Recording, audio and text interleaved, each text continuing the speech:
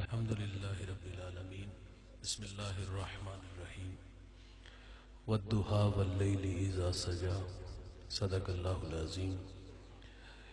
پڑھیے الصلاۃ والسلام علیک یا رسول اللہ وعلی آلک و اصحابک یا سیدی یا حبیب اللہ، الصلاۃ والسلام علیک یا رحمت للعالمین وعلی آلک و اصحابک یا سیدی یا حبیب اللہ۔ اس کو مزید سادہ کر دیں۔ تمام تعریف و توصیف حمد و ثنا اللہ جل مجدہ الکریم کی ذات بابرکات کے لیے جو تمام جہانوں کا پالنے والا ہے۔ اللہ رب العزت کی حمد و ثنا کے بعد حضور تاجدار مدینہ، تاجدار انبیاء، معصوم آمنہ احمد مجتبیٰ حضرت محمد مصطفیٰ صلی اللہ علیہ وسلم کے حضور ناز میں عقیدتوں، ارادتوں اور نیازمندیوں کا خراج پیش کرنے کے بعد انتہائی عزت و تکریم کے لائق جلوہ فراز میری جماعت کے مقتدر علماء، معزز محتشم حاضرین، السلام علیکم ورحمۃ اللہ۔ چند باتیں آپ کے گوش گزار کر کے گفتگو سمیٹ لوں گا۔ دعا ہے اللہ حق بیان کرنے کی توفیق عطا فرمائے، قابل عمل باتوں پر ہم سب کو عمل کر کے زندگی کی راہوں کو درست کرنے کی توفیق عطا فرمائے۔ ساگر صدیقی بارگاہ خیر الانام میں ہدیہ عقیدت پیش کرتا ہے۔ بزم کونین سجانے کے لیے آپ آئے، شمع توحید جلانے کے لیے آپ آئے، ایک پیغام جو ہر دل میں اجالا کر دے، ساری دنیا کو سنانے کے لیے آپ آئے، ایک مدت سے بھٹکتے ہوئے منزل کی طرف دور تک راہ دکھانے کے لیے آپ آئے، ناخدا بن کے ابلتے ہوئے طوفانوں میں کشتیاں پار لگانے کے لیے آپ آئے۔ آپ آئے تو ہر طرف اجالے انوار کرم کی برکھا برسی تھی۔ ہم حضور کی آمد سے پہلے کے حالات پڑھتے ہیں۔ حضرت عیسیٰ علیہ السلام کے بعد 571 سال کا ایک طویل زمانہ بیت چکا تھا۔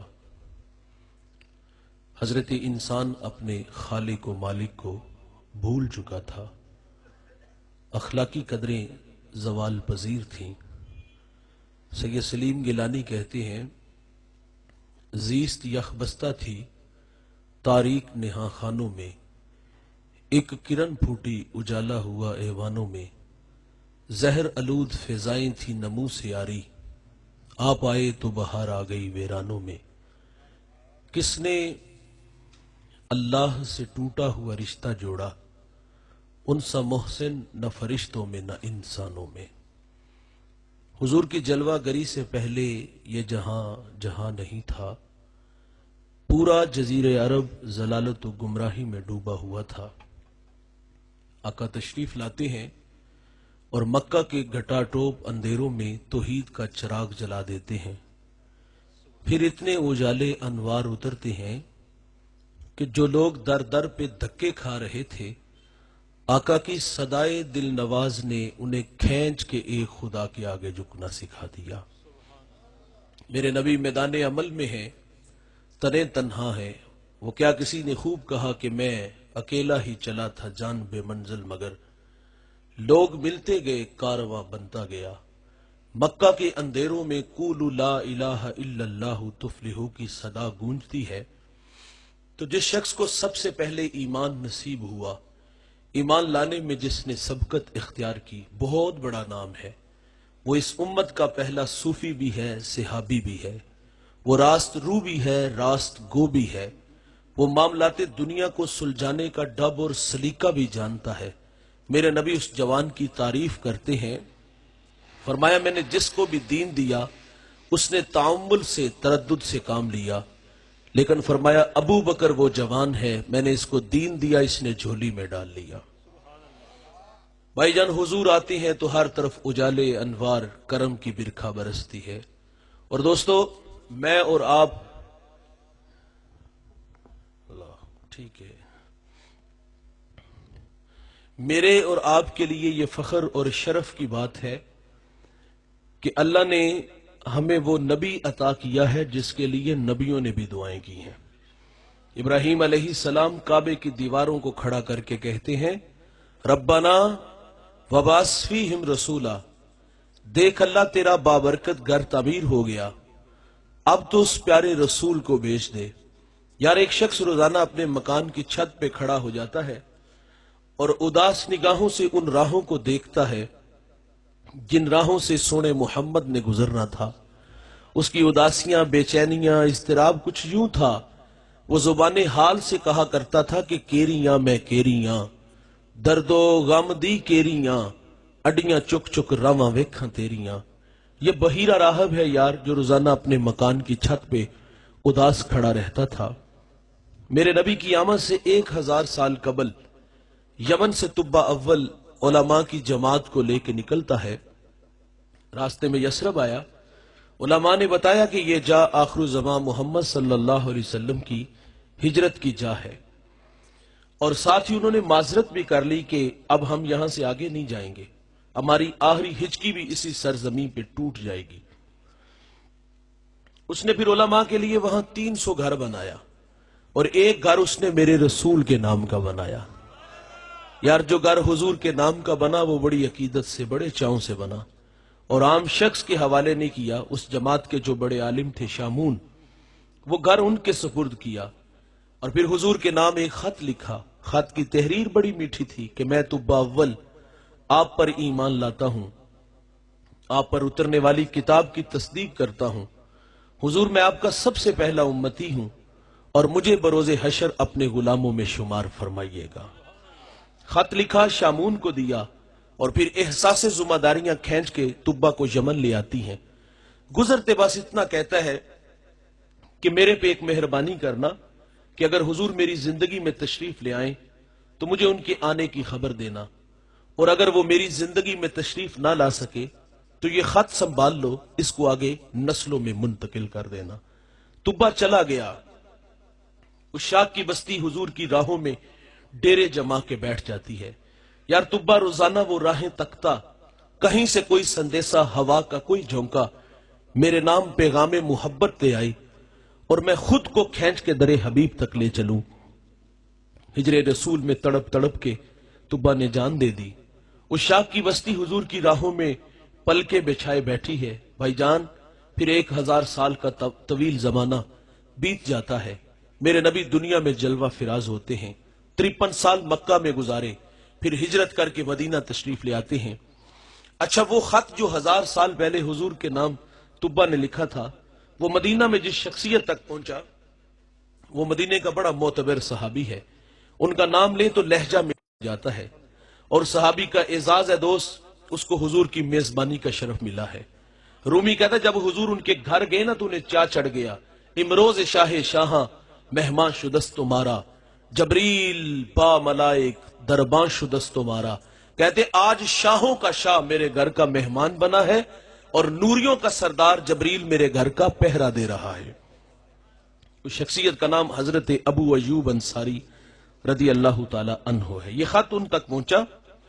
مشاورت سے یہ بات طے پائی کہ تقاضۂ محبت یہ ہے کہ حضور مدینہ آئے تو سب سے پہلے طبہ کا خط حضور کی خدمت میں پیش کیا جائے. اس کے لیے ابو لیلہ کا انتخاب کیا گیا. منظر بڑا خوبصورت ہے. ابو لیلہ سامنے کھڑے ہیں. میرے نبی تشریف لے آئے اور ابو لیلہ کو دیکھ کے فرماتے کیا آپ ابو لیلہ ہو؟ قال نعم، جی میں ابو لیلہ ہوں، لیکن یہ تو بتائیں کہ آپ کو کس نے بتایا؟ فرمایا جس اللہ نے مجھے نبی بنایا. اور میرے نبی پھر 1000 سال پہلے کی وہ پیار کی کہانی چھیڑتے ہیں کہ میری راہوں میں کچھ دیوانے آئے اور ڈیرے جما کے بیٹھ کے، اور حضور فرماتے مجھے طبہ کا خط مجھے دے دو. یار یہ طبہ بھی حضور کی راہوں میں ہے، اس شاک کی بستی بھی حضور کی راہوں میں ہے، بحیرہ راہب کی اداسیاں بھی حضور کی راہوں میں ہے. آؤ ایک اور دیوانے کا تذکرہ سنتے ہیں. اس کا تعلق ایران کے شہر شہر اصفہان سے ہے، اس شہر کی سرداری بھی اس خاندان کے پاس ہے، بہت بڑا نام ہے وہ بھی، ان کا نام بھی لے تو لہجہ میٹھا ہو جاتا ہے، اس نام نے بھی بڑی شہرت پائی، زمانہ اس کو سلمان فارسی کے نام سے جانتا ہے۔ سلمان فارسی کہتے ہیں میرا والد مجوسی تھا، اس نے مجھے مذہب کی تعلیم گھر سے دلائی، پھر کھیتی باڑی کے لیے اس نے مجھے باہر نکالا، سرے راہ عیسائیوں کا گرجا گھر آیا، فرماتے میرا جی چاہا کہ میں ان لوگوں کی مذہبی زندگی دیکھوں، فرماتے میں وہاں کافی دیر بیٹھا رہا، رات مرضی سے گھر آیا تو والد بڑا غصے میں تھا، کہا کہاں تھے اس وقت تک؟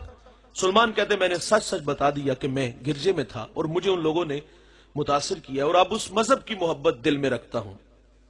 سلمان کہتے والد ڈر گیا کہیں یہ مجوسیت کو چھوڑ کے عیسائیت کو قبول نہ کر لے، مجھے میرے والد نے لوہے کی زنجیروں سے جکڑ دیا، پھر رد عمل کے طور پہ ضد پیدا ہوئی، فیصلہ کر لیا اب یہاں نہیں رہنا۔ سلمان کہتے ہیں کہ مجھے سبیل ملی اور میں ملک شام آیا، وہاں ایک عالم سے ملاقات کی، اپنے حالات سے آگاہ کیا کہ اس مذہب کی محبت مجھے یہاں کھینچ لائی ہے اور شہر کی سرداری کو ٹھوکر مار کے آیا ہوں، تشنا ہوں، پیاس بجھاؤ۔ سلمان کہتے تا دم آخر جب تک وہ عالم زندہ رہا میں نے اس کی بڑی خدمت کی، جب وہ مرنے لگا تو میں نے اس کو کہا میں اب کہاں جاؤں، تو اس نے مجھے نصیبین بیچ دیا۔ کہتے میں نے اس عالم کی بھی بڑی خدمت کی، جب وہ مرنے لگا تو سراپا سوال بن کے اس کے بھی سامنے کھڑا تھا کہ اب جاؤں تو کہاں جاؤں، اس نے مجھے ایک اور جگہ بیچ دیا۔ کہتے میں نے وہاں بھی آ کے اس عالم کی بھی بڑی خدمت کی، جب یہ مرنے لگا تو میں کاسائی گدائی لیے اس کی چوکھٹ پہ کھڑا تھا کہ کس چوکھٹ کا بیکاری بناؤ گے، تو اس نے کہا کہ سلمان باخدا اب میری نظر میں کوئی ایسا شخص نہیں جس کی خدمت میں تمہیں بھیجوں۔ جب یہ بات کی نا تو دل کی نیا ڈوبنے لگی، اندھیرے چھانے لگے، ایسا لگا کہ سامنے دیوار آ گئی۔ اس عالم نے جب اس ڈوبتی نیا کو دیکھا تو کنارہ دیتا ہے، کہا سلمان میں نے کہا میری نظر میں کوئی نہیں جس کی خدمت میں بھیجوں، تو سلمان کہتا پھر کہاں جاؤں؟ کہا سلمان اب آخر زمان محمد کا زمانہ قریب آ گیا ہے، نخلستان دو جلے میدانوں کے درمیان تشریف لائیں گے۔ سلمان کہتے اگر وہ سرزمین میں پالوں تو اس نبی کو میں پہچانوں گا کیسے؟ کہا ان کی 3 نشانیاں، دھیان سے سنیے گا۔ کہا نمبر 1 وہ صدقہ نہیں لیں گے، نمبر 2 وہ ہدیہ قبول کریں گے، نمبر 3 ان کے دونوں کندھوں کے درمیان محاذ قلب پہ مہر نبوت ہوگی۔ کہا سلمان اگر تو وہاں پہنچ سکتا ہے تو پہنچ جا۔ کہتے میں نے رخت سفر ماندہ، دوڑ لگا دی، سر راہ بنی کلب کا قافلہ ملا، میں نے ان سے کہا میرے پاس کچھ گائیں اور بکریاں ہیں، یہ مجھ سے لے لو اور اپنی سرزمین تک پہنچا دو۔ سلمان کہتے وہ اس بات پہ راضی ہو گئے، لیکن بڑے ظالم تھے کہ ایک جگہ پہ جا کے انہوں نے مجھے غلام بنا لیا۔ غلامی بڑی تلخ ہوتی ہے بھائی، کہتے بڑے دھکے کھائے۔ کہتے انہوں نے پھر مجھے ایک یہودی کے ہاں فروخت کر دیا، فرماتے پھر اس یہودی نے میرا سودا ایک اور یہودی کے ہاں کیا، فرماتے اس یہودی کا تعلق حضور کے شہر مدینہ سے تھا۔ منزل نصیب ہو گئی، اب حضور کو اڈیکنے لگے۔ کسی نے ایک دن آ کے کہا دیوانے جس کی راہوں میں بیٹھے ہو وہ پیارے محمد دنیا میں تشریف لا چکے ہیں۔ اب سلمان کہتے میرا جی چاہا کہ میں اڑ کے حضور کے قدموں میں پہنچ جاؤں۔ وہ کیا کسی شاعر نے کہا تھا کہ اے زوف مدد کر در احمد پہ گرا دے، دربان کہیں اٹھ کہوں اٹھا نہیں جاتا۔ غلام مرضی سے نہیں جیتے بھائی، انتظار کرنے لگے، ہجر کی آگ میں جلنے لگے، پھر وہ ہمایوں گھڑیاں آتی ہیں، سعادت بخش لمحے نصیب ہوتے ہیں۔ سلمان کہتے میں ایک دن باغ میں تھا اور کھجور کے درخت پہ چڑھا تھا اور اس کی خدمت میں لگا تھا کہ اچانک میرے مالک کا چچا زاد بھائی آیا، بڑے غصے میں تھا اور آگے کہتا خدا ستیہ ناس کرے اوس و خزرج کا، ایک شخص ادعائے نبوت مکہ سے ہمارے یہاں آیا اور لوگ اس کے گرد جمع ہو گئے۔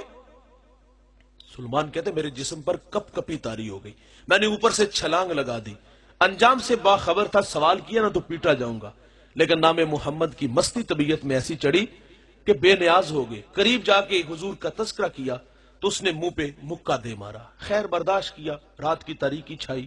سلمان کہتے میں کھانا لے کے حضور کی خدمت میں حاضر ہو گیا۔ میرے نبی صلی اللہ علیہ وسلم اس وقت قباء میں اپنے غلاموں کے جرمٹ میں تھے۔ یہ دیوانہ کہاں سے چلا ہے؟ اصفہان سے، شام آیا، نصیبین گیا، یہودیوں کے ہتھے چڑھا، در در کی غلامی، دھکے دھپیڑے کھائے، آج منزل نصیب ہو گئی یار، حضور سامنے ہے، ہاتھ میں کھانا ہے، لیکن وہ 3 باتیں پیش نظر تھی جو اس عالم نے بتائی ہوئی تھی۔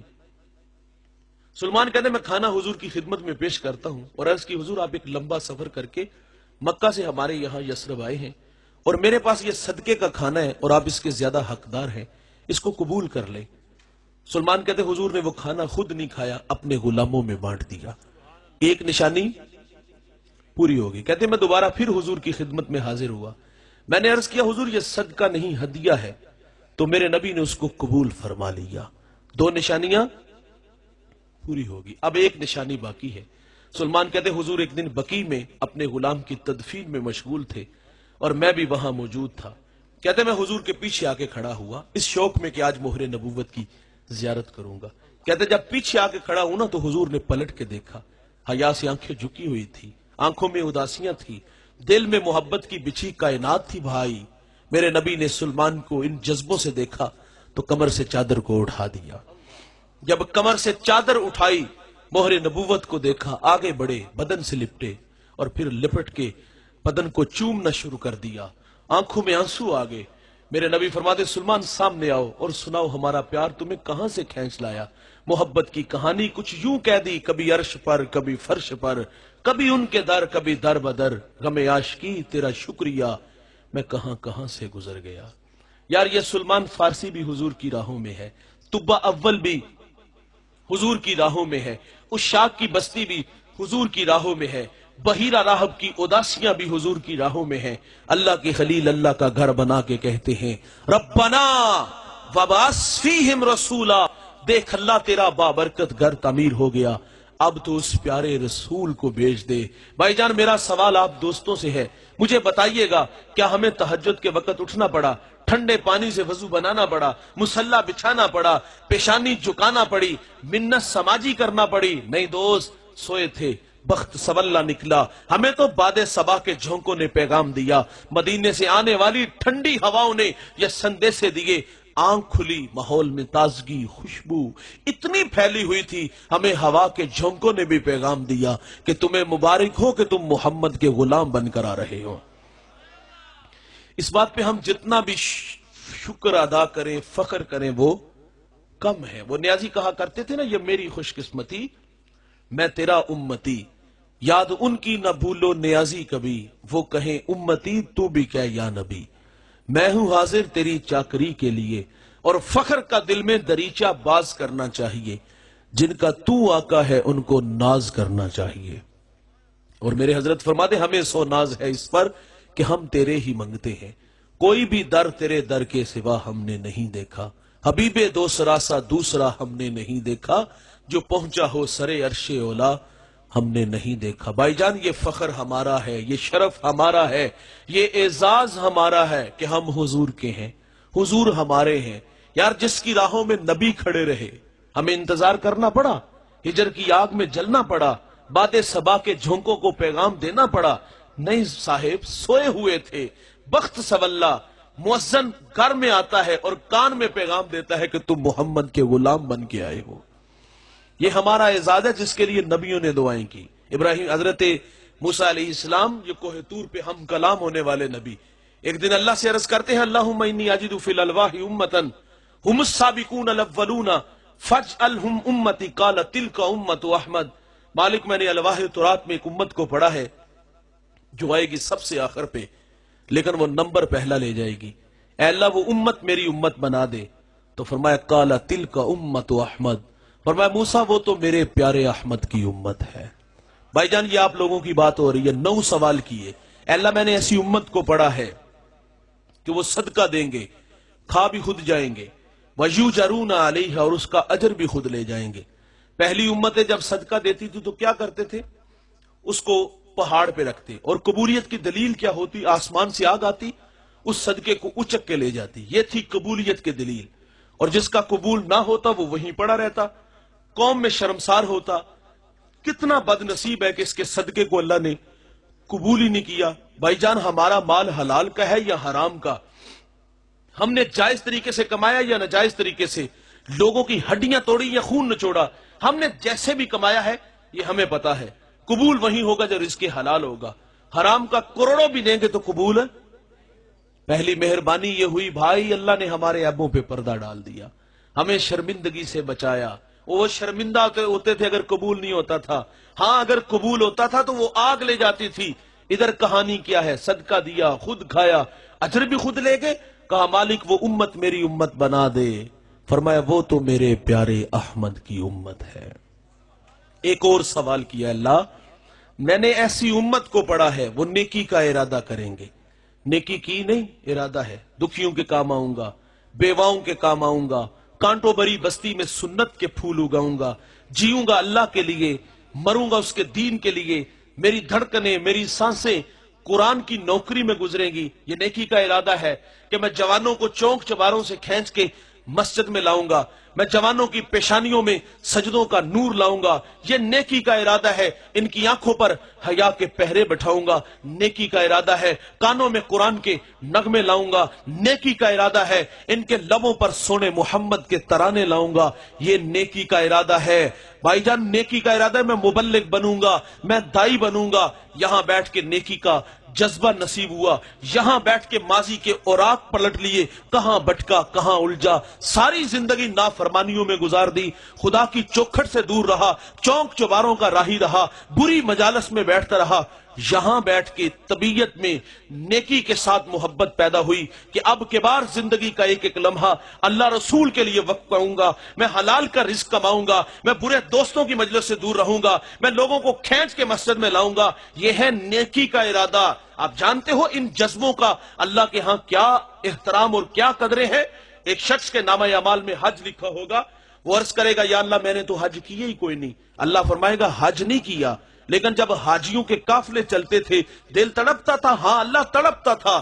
فرمایا اسی تڑپ کی وجہ سے تیرے نامہ اعمال میں حج لکھ دیا. اللہ میں نے ایسی امت کو پڑھا ہے وہ نیکی کا ارادہ کریں گے. نیکی کی نے ارادہ ہے, ارادے سے اللہ نیکی عطا کر دے گا. یا اللہ وہ نیکی ایک کریں گے, لکھی ایک نہیں 10 جائیں گی. اے اللہ وہ امت میری امت بنا دے. فرمایا وہ تو میرے پیارے احمد کی امت ہے.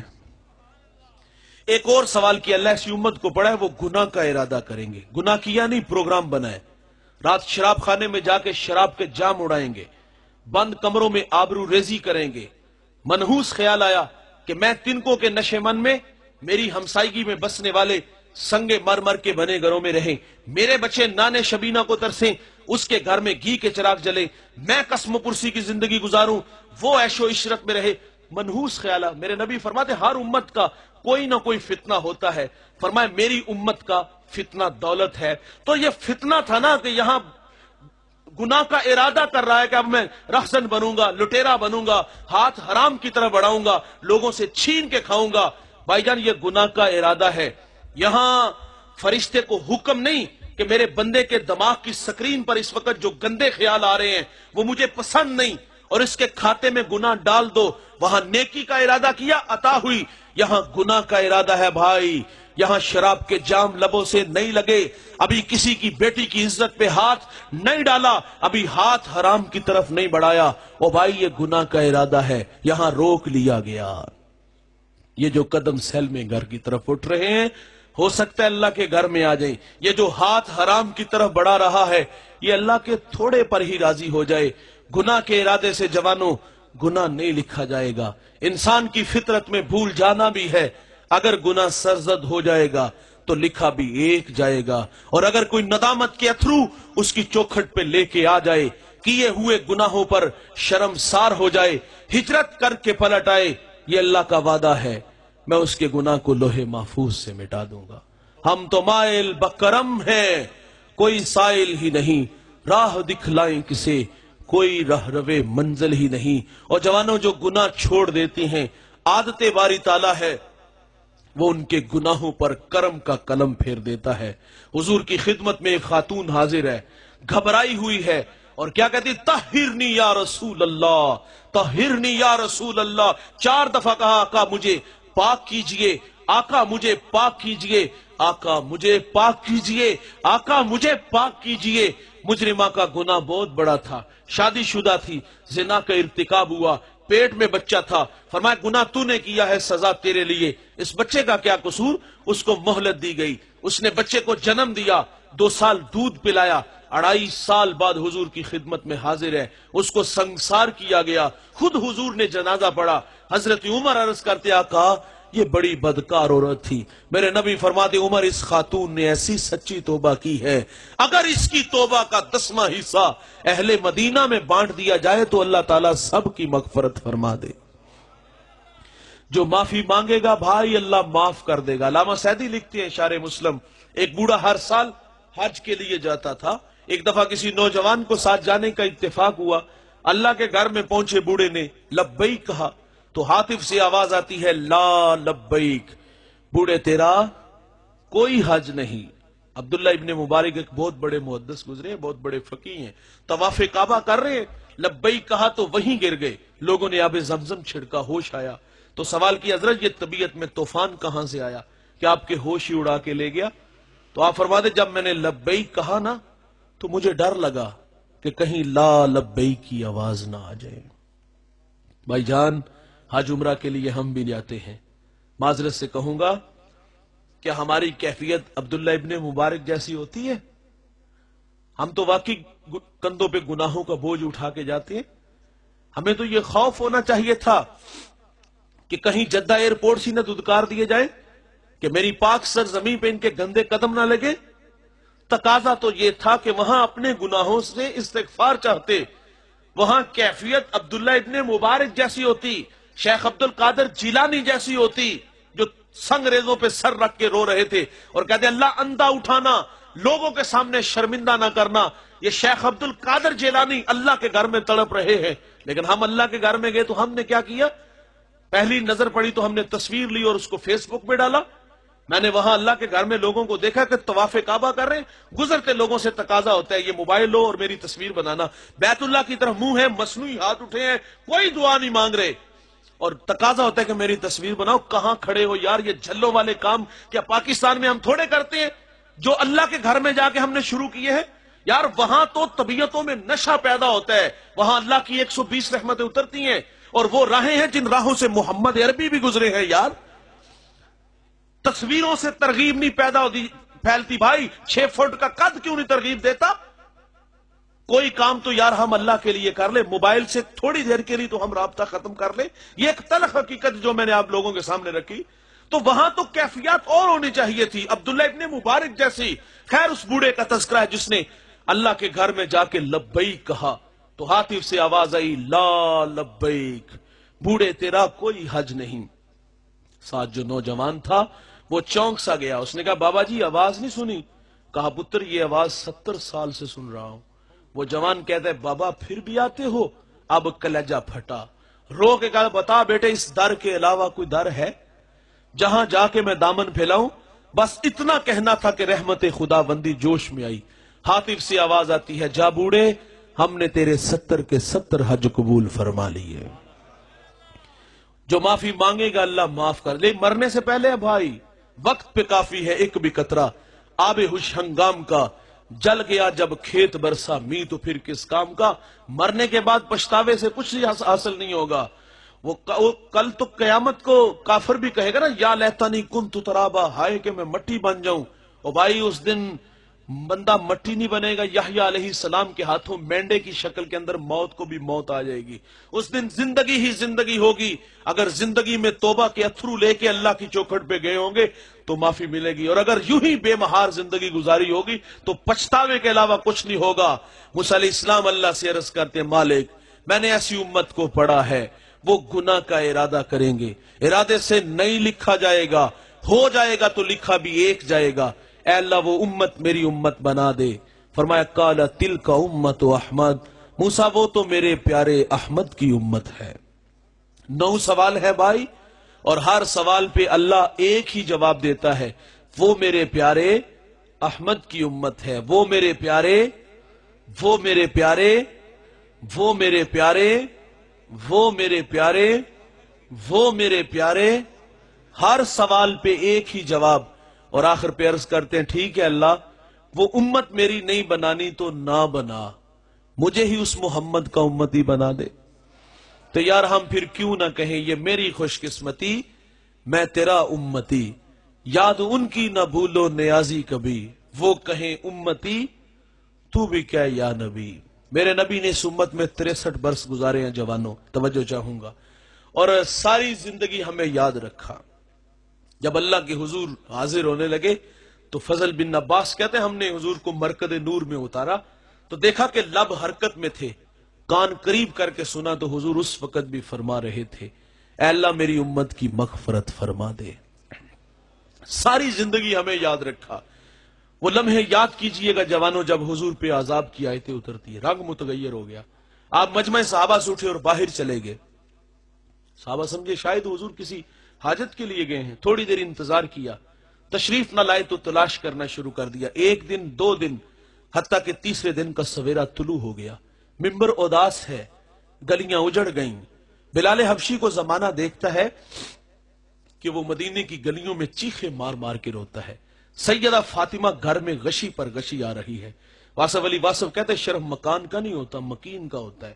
وہ یثرب تھا یار، بیماریوں کا گھر تھا، لیکن سونے محمد کے قدم لگتے ہیں، اللہ مدینے کی خاک میں شفا رکھ دیتا ہے۔ تیسرا دن ہوا، صحابہ جنگل میں چلے گئے، میں نے اس جنگل کی زیارت کی، اب وہاں گھر بن گئے۔ وہاں ایک چرواہا ملا، اس سے کہتے یار تو نے اس نام کا کوئی شخص تو نہیں دیکھا؟ اس نے کہا اتنا میٹھا نام تو میں نے سنا ہی پہلی دفعہ ہے۔ ہاں میں اتنا جانتا ہوں، وہ سامنے غار دیکھتے ہو جس کا نام جبل صلا ہے، وہاں ایک جوان ہے جو صبح بھی روتا ہے شام بھی روتا ہے، اور کہتا وہ میری بکریاں دیکھو ہلکا بنائے بیٹھی ہیں، نہ کچھ کھاتی ہیں نہ کچھ پیتی ہیں، جب وہ روتے ہیں تو یہ بھی روتی ہیں۔ صحابہ نے پوچھا وہ رونے والا کیا کہتا ہے؟ اس نے کہا جب اس کے لب ہائے مبارک کھلتے ہیں تو وہ رب حبلی امتی کی صدائیں دیتے ہیں۔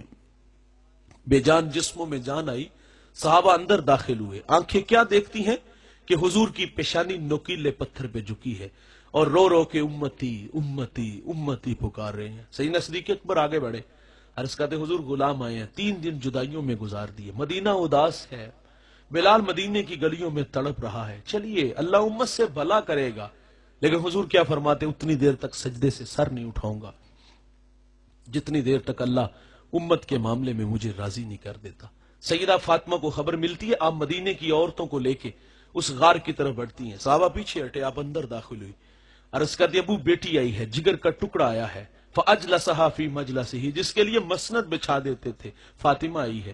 حضور فاطمہ کو فرمایا بیٹا مجھے امت کی محبت رلا رہی ہے، اتنی دیر تک سجدے سے سر نہیں اٹھاؤں گا جتنی دیر تک اللہ راضی نہیں کر دیتا۔ جوانوں حضور سجدے سے سر نہیں اٹھاتے، پھر سیدہ اپنے مالک سے کہتی مالک میں نے سنا ہے جب فقیروں اور درویشوں کی دعائیں مستجاب نہیں نہ ہوتی تو وہ سروں سے پگڑیاں اتار کے اے اللہ تجھ سے بھیک مانگتے ہیں، دعا کرتے ہیں، اے اللہ پھر تو خالی ہاتھ نہیں موڑتا۔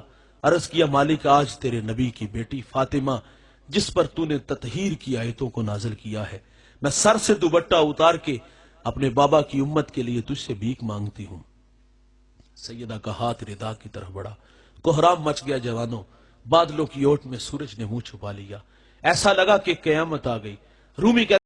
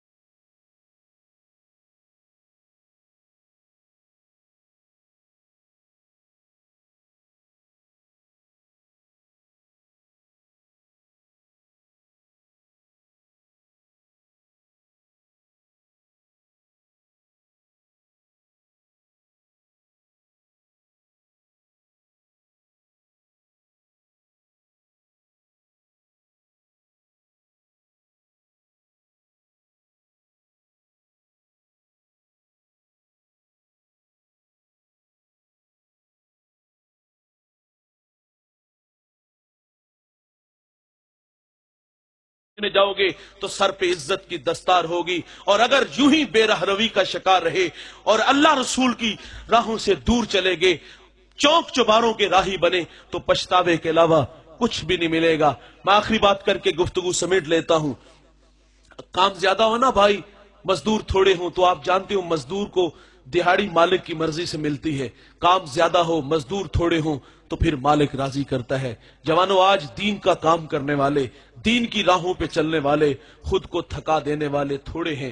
آج اگر اپنی جوانیاں دہلیز رسول پہ لے آؤ گے، زندگی کا لمحہ لمحہ اللہ رسول کے لیے وقف کرو گے، تو آپ شمار بھی نہیں کر سکو گے کہ اللہ نے آپ کو کتنا عطا فرمائے گا۔ بھائی جان، جس قدر اعزاز شرف بڑے ہوں، اس قدر تقاضے بھی بڑھ جاتے ہیں۔ آئیے ہم ان تقاضوں کو پیش نظر رکھ کے زندگی کے شب و روز گزاریں، تاکہ ہمارا مالک، ہمارے رسول ہم سے راضی ہو جائیں۔ یہ فخر، یہ شرف ہمارا ہے کہ یہ میری خوش قسمتی، میں تیرا امتی، یاد ان کی نہ بھولو نیازی کبھی، وہ کہیں امتی تو بھی کیا یا نبی، میں ہوں حاضر تیری چاکری کے لیے، فخر کا دل میں دریچہ باز کرنا چاہیے، جن کا تو آقا ہے ان کو ناز کرنا چاہیے۔